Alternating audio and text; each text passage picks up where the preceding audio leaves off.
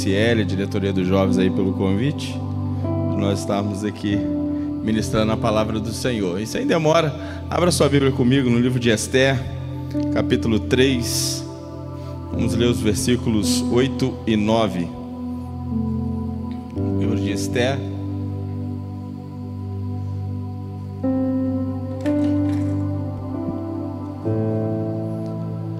capítulo 3, versículos 8 e 9. Se você encontrou, eu queria que você ficasse de pé só mais um pouquinho, para nós fazermos a leitura desse texto. Depois você pode se sentar. A palavra do Senhor diz assim: Então Amã disse ao rei Xerxes: Existe certo povo disperso e espalhado entre os povos de todas as províncias do teu império, cujos costumes são diferentes de todos os outros povos e que não obedecem às leis do rei. Não convém ao rei tolerá-los. Se for do agrado do rei, que se decrete a destruição deles, e eu colocarei 350 toneladas de prata na tesouraria real, à disposição para que se execute esse trabalho. Senhor, nós estamos diante da Tua palavra. Nós queremos estar com o nosso coração voltados ao Senhor, assim como o Raul já orou. Eu peço que o Teu Espírito Santo esteja falando em cada coração, assim como o Senhor ministrou no meu coração nessa tarde, Pai. Fala segundo a necessidade de cada um, e a Tua palavra, Senhor, ela tem o poder de transformar, de restaurar, de renovar. Ó Deus, a Tua palavra, ela vem, ela tem um propósito na nossa vida, e nós queremos dar frutos, ó Deus. Usa a nossa vida com poder, com graça, ó Deus, para que outros possam Te conhecer. Assim nós oramos em nome de Jesus, amém. Os irmãos podem assentar. Irmãos, nós vamos tirar algumas verdades aqui desse livro de Esther, um livro que não tem o nome de Deus nele escrito, mas ele é um livro onde a gente vê o Deus da história. O livro pode não ter o nome de Deus, mas a gente vê Deus providenciando todas as coisas para que o seu propósito e a sua vontade seja estabelecida. E é assim que Deus faz com a nossa vida. Entenda que Deus tem o controle da sua história, Deus ele tem o controle da sua vida, e Ele vai fazer tudo aquilo que está no coração dele se cumprir em você. É por isso que Deus em todos os tempos, em todas as eras e até hoje, Ele vem conduzindo a história da humanidade. E aqui o livro de Esther, ele narra a história desse povo judeu que estava no exílio persa, e agora num momento onde o rei Assuero ele está planejando atacar os gregos, e aí ele vai promover uma grande festa, um grande banquete que durou ali 180 dias, para ele poder mostrar todas as suas forças, a sua riqueza, e convencer, os príncipes ali a partirem para a guerra juntamente com ele. No auge dessa festa, no ponto máximo da festa, já ali, tomados pelo vinho, o rei Artaxerxes ele pede para os seus eunucos trazerem a rainha Vasti, porque ele queria mostrar a beleza da rainha, fazer ali, mostrar para o povo aquilo que lhe trazia muito prazer. Mas Vasti, ela se negou a estar presente aí com os eunucos, e quando Vasti ela nega de ir à presença do rei, ali diante dos seus convidados, isso causa uma certa instabilidade na autoridade do rei. O rei é soberano, ele é que mandava, e todos tinham que obedecer, e agora a sua própria esposa, a rainha Vasti, ela nega um pedido seu. Então nesse momento há uma instabilidade, Isso reflete também nos outros homens que estavam ali, porque dava margem ali para as mulheres começarem a desobedecer aos homens. Não vou entrar nesse mérito, mas há uma instabilidade naquele momento. E agora, por orientação dos seus conselheiros, para tomar a rédea da situação, os seus conselheiros fazem o seguinte: falam, olha, agora o jeito é você depor Vasti, né, tirar ela do trono e preencher essa lacuna, essa vaga com outra mulher. No meio disso, no meio dessa decisão toda, a Pérsia sofre uma derrota muito grande, e Assuero ele volta derrotado dessa guerra, e agora ele sente saudades da Vasti, e aí novamente eles chegam a uma conclusão: vamos fazer o seguinte, vamos reunir aqui algumas virgens, belas virgens. Flávio Josefo, um historiador de Israel, ele diz que eram 400 jovens que eles reuniram num harém, e agora essas moças iam ficar ali no período de um ano, né, sendo servida por toda a corte real, e o rei escolheria uma que seria aquela, né, que assumiria o trono no lugar de Vasti. E como Deus é Ele quem conduz toda a história, Esther é escolhida como rainha. A órfã, né, judia, agora ela é escolhida para ser a rainha de Assuero. Esther, ela foi criada pelo seu primo Mordecai, né? Ele assume a paternidade ali, ele adota Esther. E aqui eu já quero abrir um parêntese, uma verdade que nós precisamos entender. No capítulo 2, no versículo 11, diz que Mordecai ia todos os dias no pátio inferior para poder observar Esther e ver como que ela estava. Irmãos, a primeira coisa que a gente precisa entender nessa história é que nós precisamos assumir a responsabilidade na vida do outro. Mordecai não ia lá uma vez ao ano, ele ia todos os dias ver se Esther estava bem. Irmãos, a gente precisa cuidar uns dos outros. Às vezes, né, o jovem, o adolescente acha que pode fazer tudo. Sempre vai ter alguém te observando, sempre vai ter alguém te vigiando, e os olhos do Senhor estão sobre todos os lugares.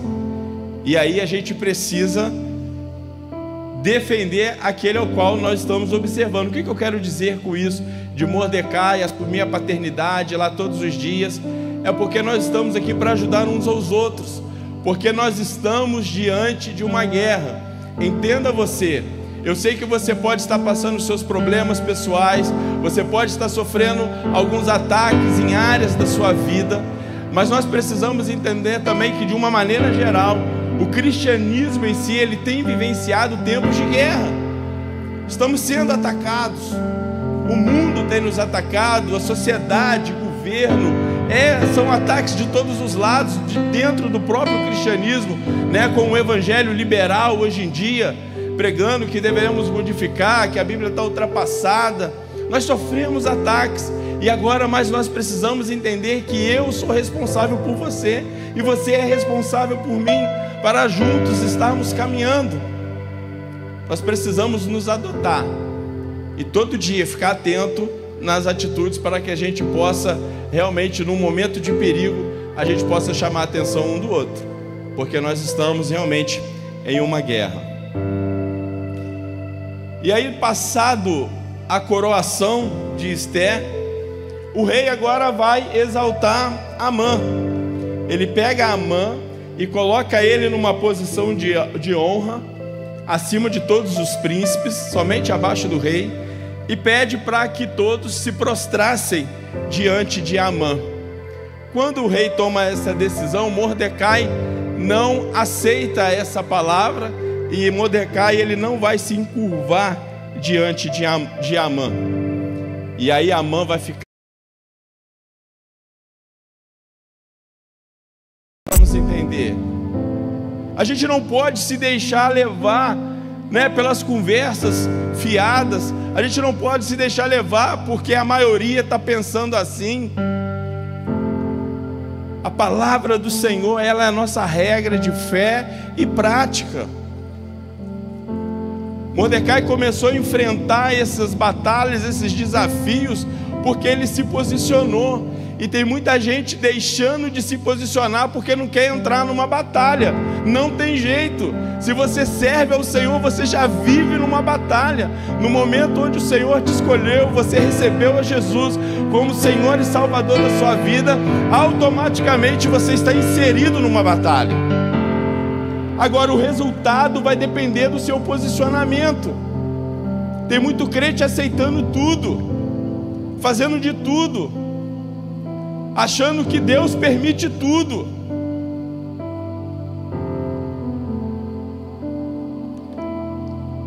Só enfrenta a batalha quem se posiciona. E é nosso dever se posicionar. É nosso dever a gente pegar a palavra do Senhor, qual nós prezamos, ou qual nós amamos, e vivenciar na integralidade da nossa vida. A gente não vive, num dualismo onde aquilo que é espiritual ou aquilo que é secular. Não, a nossa vida toda é espiritual. Todos os momentos é espiritual. Se posicione, não seja covarde, seja lá na faculdade, seja no trabalho, seja dentro da família, mas se posicione, enfrente as batalhas. Nós não estamos mais no tempo de ficar brincando de ser crente. E aí a gente vê pessoas que não se posicionam, se deixando levar por qualquer vento de doutrina, qualquer videozinho da internet engana. É só ter palavras bonitas e botar o nome de Deus no meio que está levando um monte. A gente precisa aprender a se posicionar. Mordecai não se prostrou diante de Amã, porque ele entendia os intentos dos ataques que ele tinha para o próprio povo de Israel. E aí, com essa situação, Amã querendo matar todo o povo judeu, eles vão se unir, os judeus vão se unir para jejuar. Esther é desafiada por Mordecai e ela toma uma decisão de expor essa situação ao rei, mesmo sofrendo o risco de morte. No final da história, você conhece, eu também não sou obrigado a contar tudo. Quem fala isso é o Cláudio Duarte. Mordecai é honrado e Amã vai para a forca. A forca que ele tinha preparado para Mordecai é nessa mesma forca que ele é morto. Irmão, a nossa luta ela é espiritual. A nossa luta é espiritual. Nós não estamos vivendo um tempo de luta política, partidária, física, moral. A nossa luta é espiritual. Precisamos compreender isso. Precisamos pedir ao Senhor: Senhor, abra os meus olhos espiritual, porque existem sentenças de guerra contra nós. O diabo tem se levantado realmente para tentar nos parar, nos deter, nos colocar muitas das vezes dentro de um comodismo, dentro da própria igreja, para que ele possa fazer a festa. E muitos estão se deixando levar. Muitos têm se deixado levar. É tempo de nos posicionarmos, porque a luta é espiritual. É por isso que nós precisamos sim nos consagrar ao Senhor, buscar ao Senhor tempo, fora de tempo.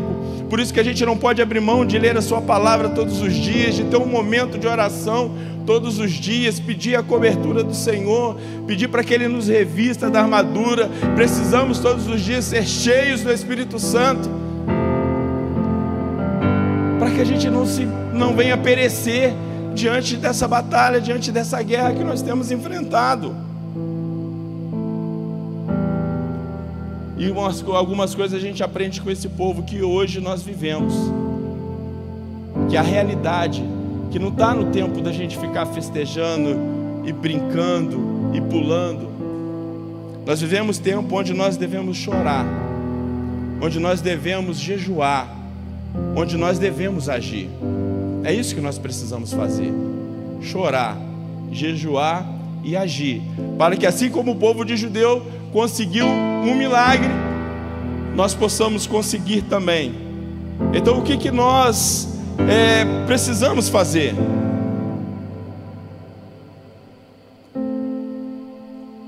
Precisamos chorar e se humilhar. O tempo é disso.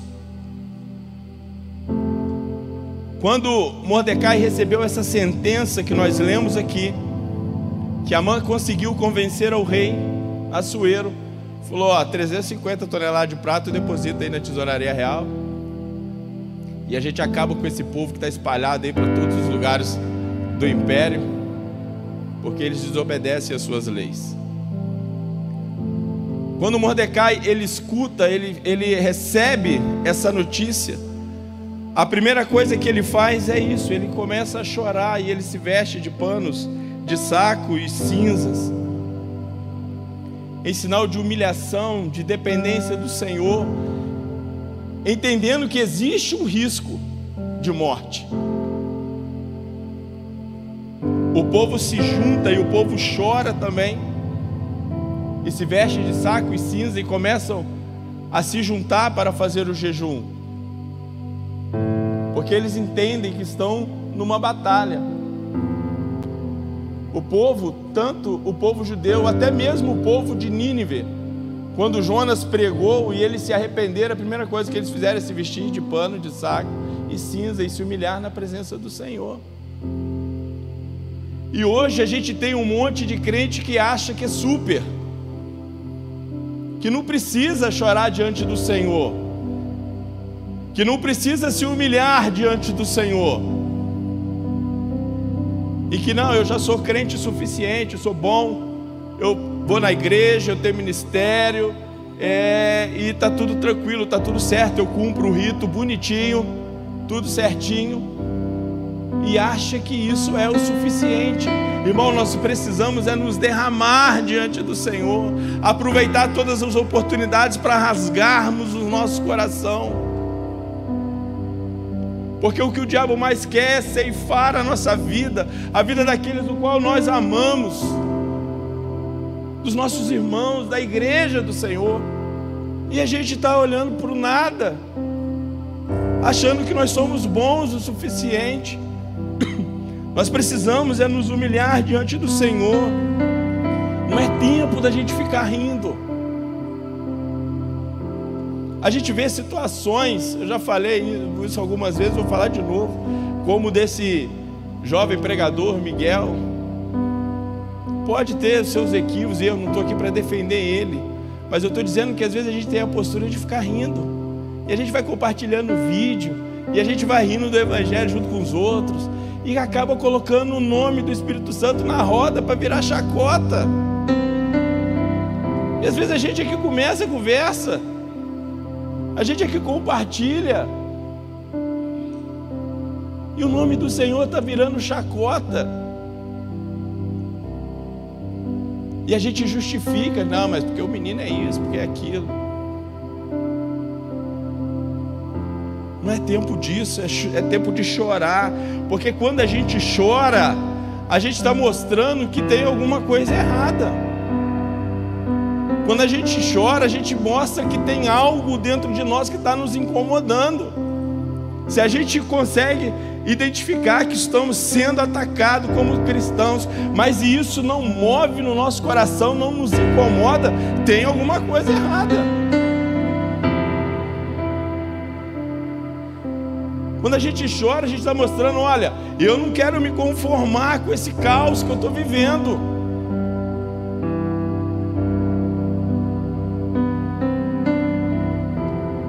Mas o povo ele tinha consciência do que estava acontecendo, e o povo ele foi se unindo. Porque a segunda coisa que nós precisamos fazer é tomar consciência do problema. A gente precisa entender que existe um problema. Eu estou falando de maneira geral, mas é a mesma coisa com os problemas que você tem enfrentado de maneira particular. Às vezes você está numa maior luta, passando a maior situação, o maior problema. Às vezes você olha, não tem nem como, não sabe nem como resolver mais. chora diante do Senhor, se humilha diante do Senhor, mostra para Ele: Senhor, eu não aceito isso, eu não quero ficar nesse caos, eu não quero ficar vivendo em prol desse problema, tomando a minha atenção, gastando as minhas energias com isso. Chora diante do Senhor e tome consciência do problema. No capítulo 4, no versículo 4, a gente vê que Mordecai, ele se veste de panos de saco e cinza e ele vai para a porta do palácio, porque lá no palácio com essa roupa ele já não podia entrar. E aí ele manda avisar Esther que ele estava ali. Eles falam que ela está com aquela roupa.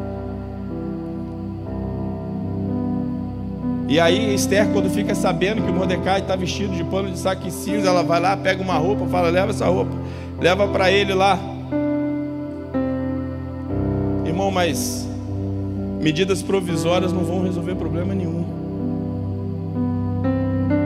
Não era esse o problema de Mordecai, não era a roupa que ele estava vestindo.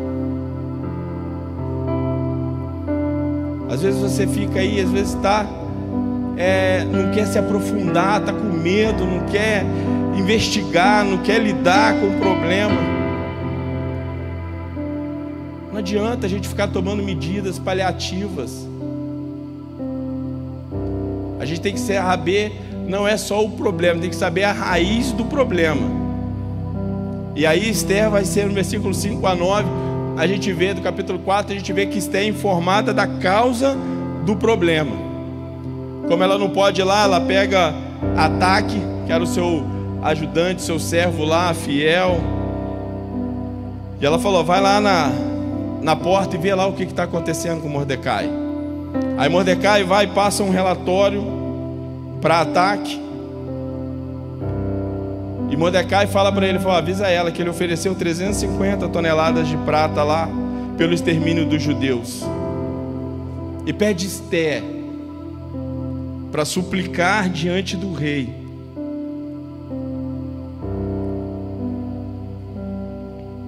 Pede a Esther para suplicar lá diante do rei. Ataque volta, vai lá, fala com Esther, mostra para ela o porquê que ele está daquele jeito. E aí Esther vai falar: o que eu vou fazer? Eu não posso chegar lá diante do rei de qualquer jeito.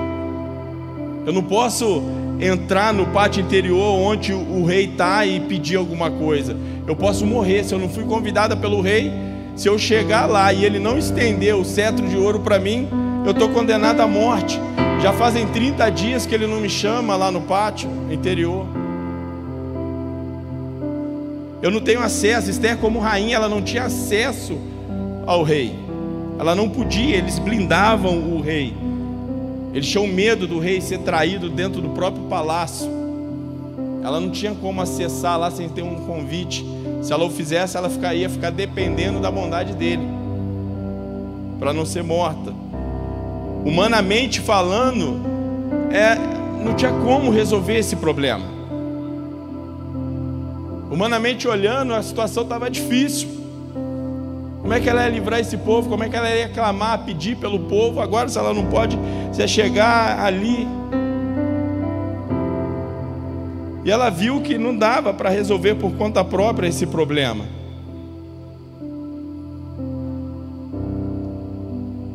Irmãos, tem problemas que é assim. A gente precisa ter essa consciência de que existem problemas que nós não vamos resolver sozinhos. Não é pela nossa sabedoria, não é pelas habilidades, não é pela força do braço. É somente Deus intervindo na situação. É somente mesmo buscando ao Senhor, porque aí basta uma palavra e tudo acontece. Mas a gente precisa ter consciência dos problemas, da origem dos problemas que nós estamos enfrentando. Por que eu não consigo? Por que eu não consigo me posicionar? Por que eu não consigo realmente falar aquilo que eu tenho pregado lá na igreja, que eu tenho cantado? Por que realmente eu não consigo mais chorar na presença do Senhor, derramar diante dele os meus problemas, as minhas aflições? Vamos na origem do problema. Mas entenda que tem um problema. Não adianta a gente ficar só nos paliativos, frequentando bons cultos, que não vai resolver. Se o Espírito Santo, você não abrir o Espírito Santo e ir lá no seu interior e arrancar tudo aquilo que precisa ser arrancado, para que você possa tomar as decisões certas. E aí a gente vê outra coisa, que é tempo da gente assumir as responsabilidades. Versículo 13 e 14 do capítulo 4. Mandou dizer-lhe: não pense que pelo fato de estar no palácio do rei, Mordecai dizendo: você será a única entre os judeus que escapará, pois se você ficar calada nessa hora, socorro e livramento surgirão de outra parte para os judeus, mas você e a família do seu pai morrerão. Quem sabe se não foi para um momento como este que você chegou à posição de rainha. Irmão, é tempo da gente assumir a responsabilidade, assumir a liderança. Então Esther mandou essa resposta a Mardoqueu: vá reunir todos os judeus que estão em Suzã e jejuem em meu favor. Não tomam nem bebam durante 3 dias e 3 noites. Eu e minhas criadas jejuaremos com vocês. Depois disso, irei ao rei, ainda que seja contra a lei. Se eu tiver que morrer, morrerei. Irmãos, é tempo de assumir a responsabilidade, entendendo o problema, o que estava acontecendo. Esther agora ela assume a responsabilidade, assume a liderança, e ela fala: olha, vamos fazer o seguinte, junta os judeus aqui em Suzã e proclama um jejum de 3 dias que eu vou lá ao encontro do rei. Ela toma uma decisão histórica, ela fala: agora é tudo ou nada. Agora ela assume para si essa responsabilidade, a ponto de dizer no versículo 16: se morrer, morreu,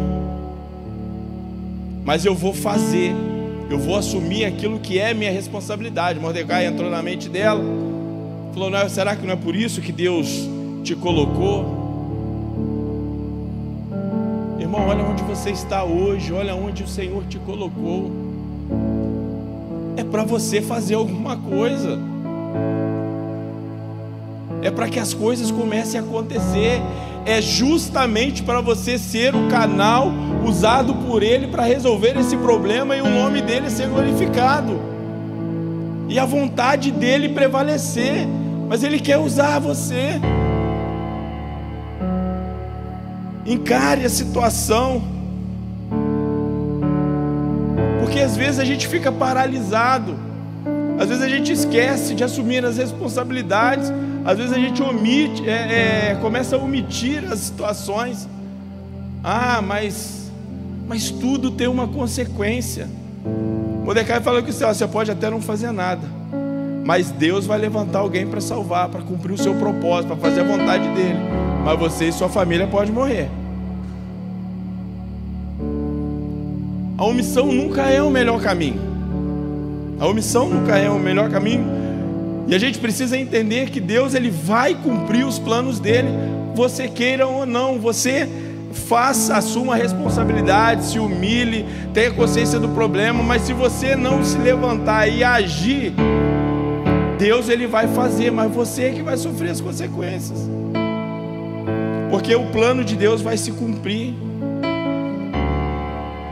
Mas entenda que a sua ação, quando você assume a sua responsabilidade e você começa a agir em cima do problema, você vai ser um instrumento da realização da vontade de Deus.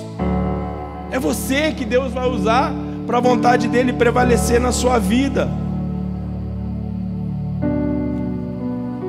E aí a gente precisa agir, é por isso que a gente precisa agir. O tempo de agir é hoje, é agora. Não dá para a gente brincar mais. Vamos nos achegar diante do Senhor, vamos entender, reconhecer o problema, vamos assumir as responsabilidades e vamos agir. E eu quero finalizar falando 3 coisas rápidas. A sua ação não pode ser algo isolado, não vai ser um ato isolado. Esther chega e fala: olha, junta os judeus aqui que estão em Suzã, vamos jejuar. Ela já entendia o poder do jejum. A gente nem fala nisso mais. Não vou me atrever a falar que aqui pode ter gente que não faz jejum. Não vou nem me atrever a isso. Ou nunca fez, ou se fez foi um período. Irmão, jejum é poder de Deus. É no momento onde a gente se coloca em jejum, a mão de Deus, ele se move. É o momento que a gente se humilha. É o momento onde Deus é exaltado, quando a gente faz jejum.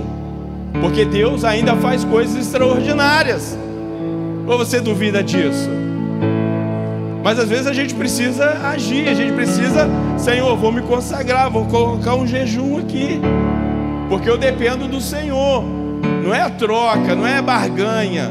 Eu vou jejuar e Deus... Não, é o reconhecimento. Jejum é para nós, é bom para nós, porque a gente mostra a nossa total dependência ao Senhor. Eu li um livro do John Piper, Fome de Deus, que ele fala algo que eu acho muito interessante. Ele fala: quando começamos, a fazer o jejum, quando comemos, alimentamos-nos do pão da terra, símbolo do pão do céu. Mas quando jejuamos, alimentamos-nos não do símbolo, mas do próprio pão do céu. Ou seja, o jejum é a fome de Deus. Se Ele é o pão do céu, a gente deixa de lado a comida, a gente vai se alimentar dele. Só se alimenta dele quem tem fome. Tem um monte de crente desnutrido espiritualmente aí, porque não faz mais jejum. Mas vamos agir, e a gente pode fazer isso junto. Precisamos estar juntos nisso. A segunda coisa é que ter coragem envolve alguns riscos. A gente se posicionar diante dos problemas, dos ataques, a gente comprar a briga em prol da palavra do Senhor, não vai ser tranquilo, e não é uma batalha às vezes simples. Envolve os seus riscos. Só que Esther, olha só, ela estava determinada. Ela estava determinada. Ela falou: vou fazer, vamos fazer um jejum aí, que esse jejum vai abrir o caminho. E agora ela não vai se importar mais com as consequências pessoais. Ela não vai ficar se importando: se eu for lá diante do rei, ele pode me matar, ou vai ficar chorando, eu vou morrer. Ela falou: não, eu vou lá. Igual o roleta russa, né? Eu vou lá, se der certo, Deus, se não der, eu morro, não tem problema não. Irmão, a gente tem que ser corajoso, não importa as circunstâncias. Os problemas vão enfrentar, e a gente começa a olha para os apóstolos, porque hoje a gente vende essa ideia de que só porque nós estamos fazendo a vontade do Senhor vai dar tudo certo. Não vai. Não vai dar tudo certo. Tem hora que o negócio vai pegar. Por isso todos os apóstolos foram martirizados, com exceção de João. Então às vezes fazer a vontade do Senhor não vai sair tudo perfeito, vai vir a luta, mas nós estamos com a coragem, porque quem guerreia as nossas guerras é o Jeová Nissi, é o Deus da bandeira, é o que vai na frente da nossa batalha. Entenda isso. Lutero, quando ele estava lá na dieta de Worms, foi chamado lá para se retratar por causa da reforma protestante. Ele vai dizer uma frase que eu gosto muito: a menos que me convençam pelas escrituras que estou errado, não posso me retratar. Não é lícito ao homem agir contra a sua consciência. Deus me ajude. Pronto, ele estava falando: não sei qual é a consequência, mas eu não vou me retratar, não vou voltar atrás. Irmãos, tenha coragem, se inspire nesses homens de Deus. Dá uma olhada nos primeiros séculos da igreja. A igreja foi perseguida, quantos foram martirizados, quantos anônimos foram martirizados por causa do Evangelho. E aí a gente, como escuta muito essa coisa de que a gente está fazendo a vontade de Deus, vai dar tudo bem, você vai vencer, você vai conseguir, você pode tudo, a gente acaba ficando meio covarde, fica com medo das lutas, dos nãos, das decepções, das tragédias. A gente precisa ser mais corajoso. Então hoje levanta, lute. Não fica com medo. O que eu vou responder isso aqui lá na internet, eles vão me cancelar, eles vão parar de me seguir, eles vão fazer isso. Problema, agrade ao Senhor, encara as coisas, parte para cima. E por último, mesmo que o seu problema seja pessoal, a vitória é nossa, é do corpo.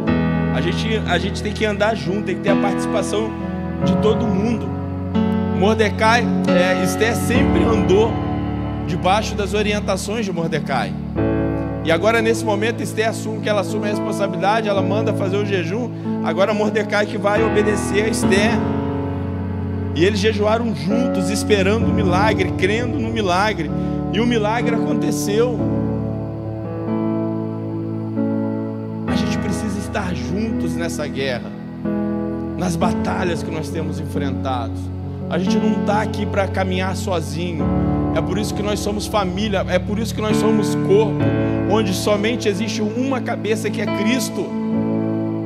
A gente está inseridos todos no mesmo corpo. Nós somos o mesmo exército, onde temos o mesmo general. Aí é por isso que a sua alegria é minha alegria, a sua tristeza precisa ser minha tristeza, para que a gente possa orar juntos, jejuar juntos, buscar ao Senhor juntos e ver os milagres do Senhor acontecendo de maneira extraordinária juntos. Deus não te chamou à toa. Não existe mérito nenhum no cristianismo, mérito nenhum, mas Ele te chamou para que você seja instrumento nas mãos dEle, para que a vontade dEle prevaleça. Entenda isso em nome de Jesus. Queria que você se colocasse de pé.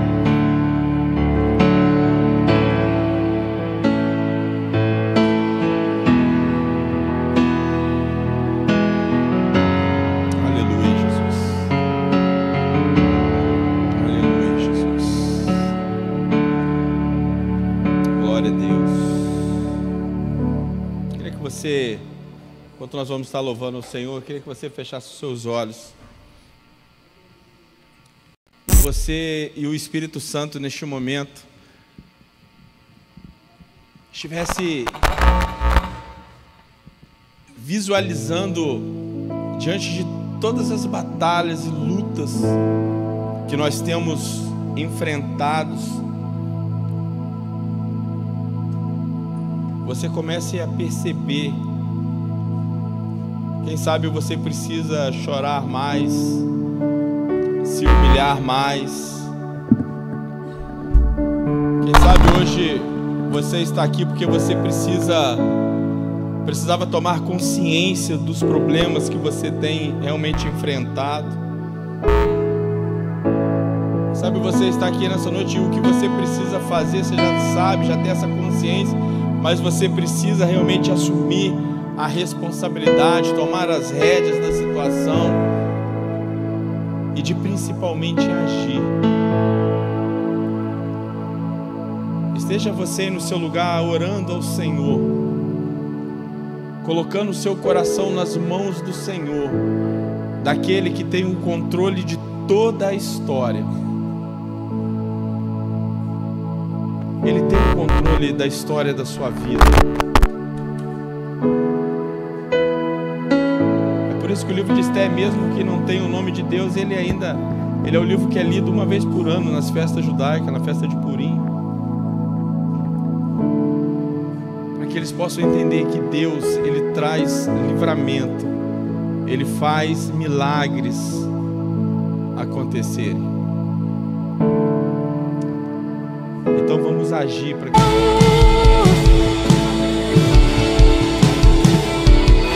E sobre todo Obrigado por nos assistir. Curta, comente, compartilhe, inscreva-se neste canal. Ative o sininho e que Deus te abençoe.